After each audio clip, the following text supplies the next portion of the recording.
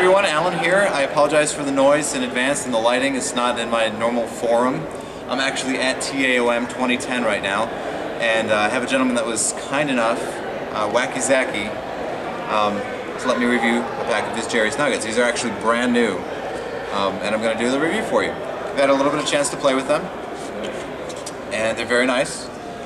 They are really good for slights, okay?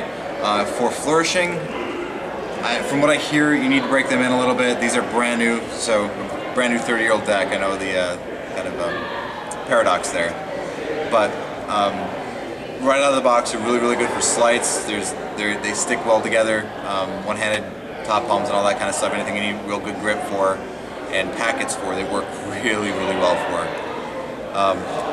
They have an interesting finish on them. They're a lot more shiny than a regular deck.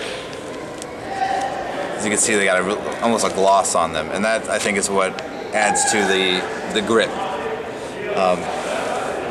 Now, I don't need to tell you really any of the history about this deck, as I'm sure you've done all your reading and salivating over this. But these were made in the 70s for Jerry's Nugget Casino, and they weren't able to actually use them because there was a slight discrepancy that made them a one-way back, and they weren't allowed to use them on the tables. So they just kind of sat in the gift shop for a while for 50 cents a deck until they were all bought up, and then they became a real huge collector's item. I have the blue ones, and you can notice this is a really much darker blue than you'd see in any other deck that you've probably seen from the United States Playing Card Company, except for maybe the limited edition Series 2 that are about this dark. They are very pretty cards, very simple. One thing I was really surprised by is I thought they would handle better out of the deck. You know, you get all that, or right out of the box, you hear all that buzz about them. I wasn't too impressed with how they pull out of the deck. Like I said, they're really good for slights, which is good for a card mechanic. You know, I heard Di Vernon was a big fan of these, and I can see why. But for fans, they're okay if you do a pressure fan. But really, if you do like any kind of thumb fan or anything that requires them to be on their own merit, they clump quite a bit.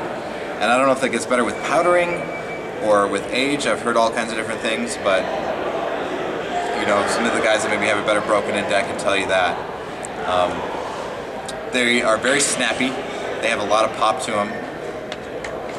And another thing that I want to show you here is the Ace of Spades. You get the same suits and everything that you've seen, and all the core cards are the same as you would see in any other deck. The Ace of Spades and the Jokers are kind of interesting, though. This is the Joker, and you have two identical Jokers. Alright, which is cool. It has Jerry's Nuggets. Pretty much what's on the back exploded. Okay, North Las Vegas, Nevada. Right, and then you have the Ace of Spades, which I've actually seen on some of their cheaper decks, on some of the cheaper United States Playing Card Company decks. I saw a Pepsi deck that had this. This is a very basic Ace of Spades. You don't see this a lot anymore. But this used to be all over the place. You get the litho in the United States. I'm sure that stands for lithography, which is the type of printing. And that's basically it. I mean, I thought, you know, that you'd have a little bit more fancy Ace of Spades, but it's pretty simple, basic, down to the point. Really old cards. They still have the tax stamp on them. The very old cards, and you can see this stuff. This is not sticky anymore. This is very dry and just kind of on there just because it's been there so long. But all in all, an interesting pack of cards. I'm actually going to put the stamp on this. I would not spend the $300 that they are on eBay now. I don't think that's worth it for that.